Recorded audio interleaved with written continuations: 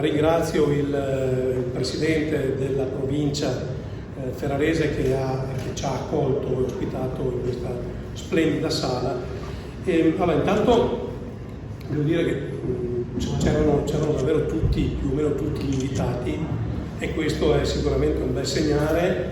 C'erano anche i consiglieri regionali Bisaglia, Cestari e Dolfin, c'era il mio collega di giunta Corazzari, peraltro insomma di Rovigo, c'era evidentemente il Presidente della provincia, c'era il Sindaco di Rovigo, c'erano i vertici delle associazioni sindacali, c'erano le associazioni di categoria, moltissimi sindaci, ovviamente il Porto, che è uno dei nostri partner, e devo dire che c'è la comprensione che siamo di fronte a un'occasione unica e forse irripetibile, perché intanto è stato un iter lunghissimo, durissimo, e all'inizio sembrava quasi impossibile vedere riconosciuta una ZLS al nord, perché voi sapete che da anni esistono le ZES del sud, ma anche in altri tempi si era tentato di costituire una ZES al nord e non c'era stato messo. Insomma, dopo quasi 5 anni, oltre 5 anni di durissimo lavoro, e devo dire interloquendo con diversi governi di diversi colori, alla fine siamo riusciti ad avere il riconoscimento della ZLS. Finalmente oggi abbiamo tutti i decreti di fatto firmati e quindi anche la disponibilità finanziaria degli 80 milioni, che era necessario incontrare il territorio per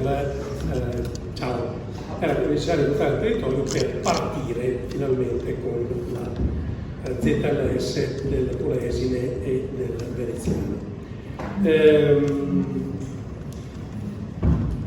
Allora, i tempi sono stretti e questo lo sappiamo, anche se in realtà è da tempo che parliamo di questo e anche delle dinamiche della ZLS.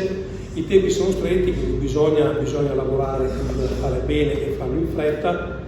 Noi abbiamo garantito il finanziamento per il 2024. È assolutamente necessario che il governo preveda il finanziamento anche per il 2025 e sarebbe auspicabile che ci fosse almeno la triennalità garantita, in modo tale da poter pianificare anche azioni a medio e lungo termine sui due territori.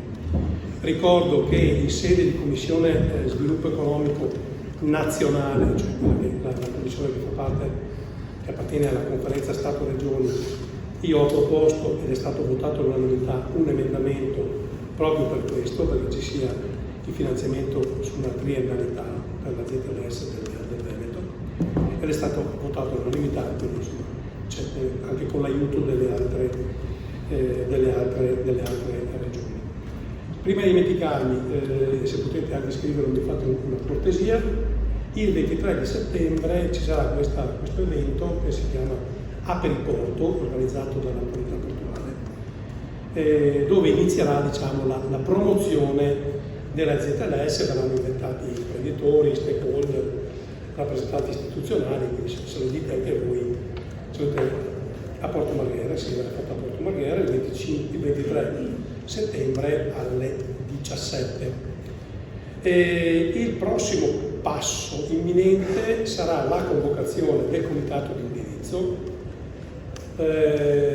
Una volta firmato l'ultimo decreto, abbiamo mandato subito la richiesta ai ministeri delle nomine dei rappresentanti del comitato di indirizzo, e in anteprima vi dico chi sono i membri del comitato di indirizzo, che il Presidente Zaia, quale Presidente designato, convocherà a brevissimo.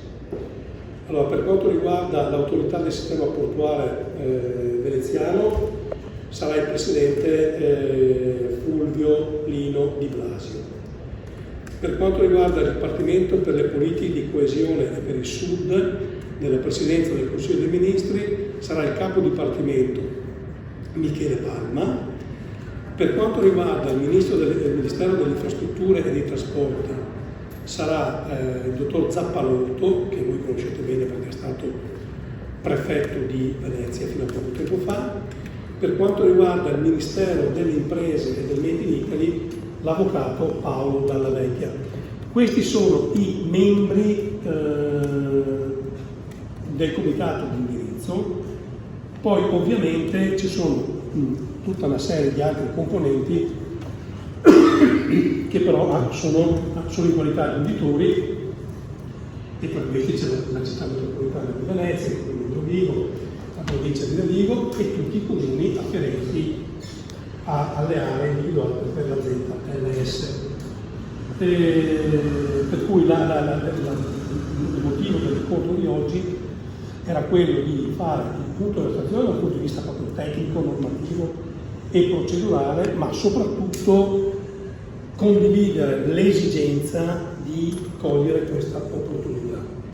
Quindi credo che a noi serva questo, non è che ci crei una diminuzione perché ci fa trovare impreparati, non siamo impreparati, nel senso ci sono dei punti che sono già pronti per dare le risposte necessarie, però è chiaro che siamo in grado, soprattutto se ci sarà quella pluriennalità di cui parlava l'assessore, di contribuire anche noi a questo volano che anche secondo me è imprescindibile nell'ottica dello sviluppo. Una volta il problema di cui metti in moto gigante, poi